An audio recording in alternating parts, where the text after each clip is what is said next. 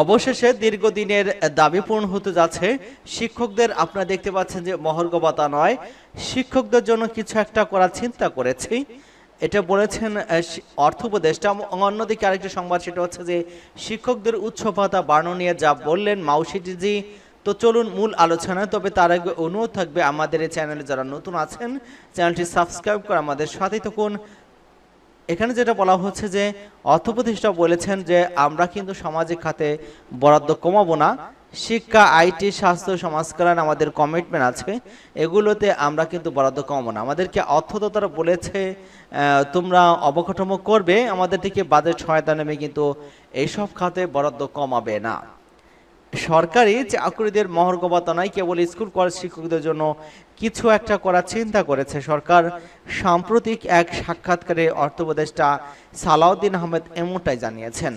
এক প্রশ্ন উত্তরে তিনি বলেছেন যে কেবল স্কুল কলেজ শিক্ষকদের অন্য বিষয় কিছু আমরা দেখব যদি সম্ভব হয়, এটি অবশ্যই ফ্রেমের মধ্যে। আমরা কোনো পে স্কেল পরিবর্তন করবো না। তিনি বলেছেন আমি কিন্তু সামাজিক খাতে বরাদ্দ কমাবো না। শিক্ষা, আইটি, স্বাস্থ্য, সমাজ কল্যাণ আমাদের কমিটমেন্ট আছে, এগুলোতে কিন্তু বরাদ্দ কমাবো না। আমাদেরকে অর্থদাতার বলেছে তোমরা অবকাঠামো করবে, আমাদের থেকে বাজেট সহায়তা নেমে কিন্তু সব খাতে বরাদ্দ কমাবে না। অর্থপ্রদেশের কাছে জানতে চাওয়া হয় আপনারা প্রতিশ্রুতি দিয়েছেন আপনারা করবেন, এতে যে অতিরিক্ত ব্যয় হবে এটা কিভাবে সামাল দেবেন? এটা তো দীর্ঘদিন একটা ব্যয় তৈরি হবে। জবে সালাউদ্দিন আহমেদ বলেছেন আর রাজনৈতিক সরকার থাকতে এটা ওরা করেনি, এখন আমরা যেটা দিচ্ছি একেবারে কম নয়, এসব লোক একেবারে বঞ্চিত হয়েছে।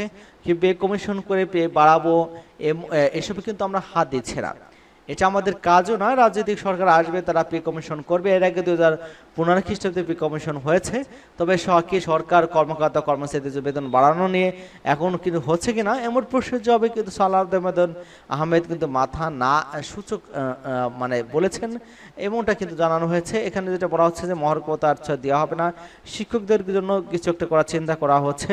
তবে শিক্ষকদের কত টাকা বাড়ছে সেটা কিন্তু অপেক্ষার পালা। এখানে আবার শিক্ষকদের জন্য উৎসব ভাতা বাড়ানো নিয়ে যা বলেছেন মাউশিটিজি, মাধ্যমিক উচ্চ মাধ্যমিক শিক্ষা অধিদপ্তরের মহাপরিচালক ডিজি প্রফেসর মোহাম্মদ আজাদ খান বলেছেন যে বেসরকারি শিক্ষক উচ্চ ভাতা অনেক কম, এটি বৃদ্ধি করা উচিত, এটা নিয়ে কাজ করছে সরকার। ডেইলি ক্যাম্পাসের সঙ্গে আলাপকালে কিন্তু একথা জানিয়েছেন তিনি।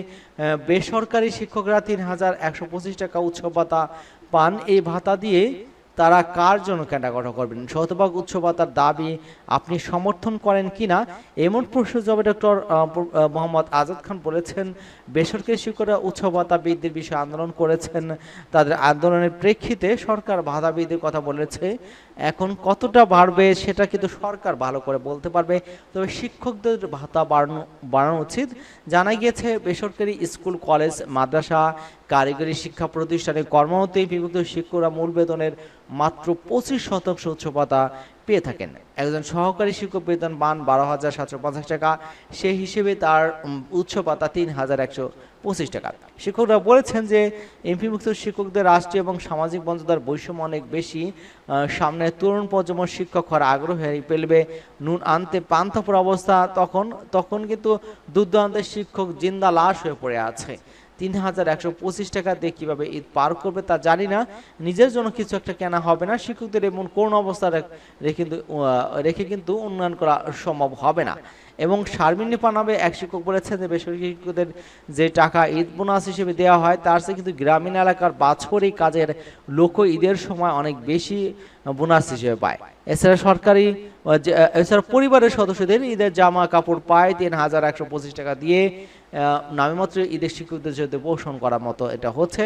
এখানে যেটা বলা হচ্ছে যে শিক্ষকদের জন্য কাজ করা হচ্ছে, এবং অনেক সময় আমরা দেখি যে এরকম মাউশিটিজি যে আসেন সেই কিন্তু বারে বারে বলতে থাকেন যে কাজ করা হচ্ছে, আসলে কতটুকু কাজ করা হচ্ছে সেটা প্রজ্ঞাপন না হবে, কিন্তু অপেক্ষার প্রহর গুনতে হবে। প্রজ্ঞাপনের মাধ্যমে কিন্তু বিষয়টা স্পষ্ট হবে বলে আমরা বিশ্বাস করি। সকলকে ধন্যবাদ জানাচ্ছি, এবং আমাদের চ্যানেলকে যারা এখনো সাবস্ক্রাইব করেননি চ্যানেলটি সাবস্ক্রাইব করে আমাদের সাথেই থাকুন। ধন্যবাদ আবারও সকলকেই।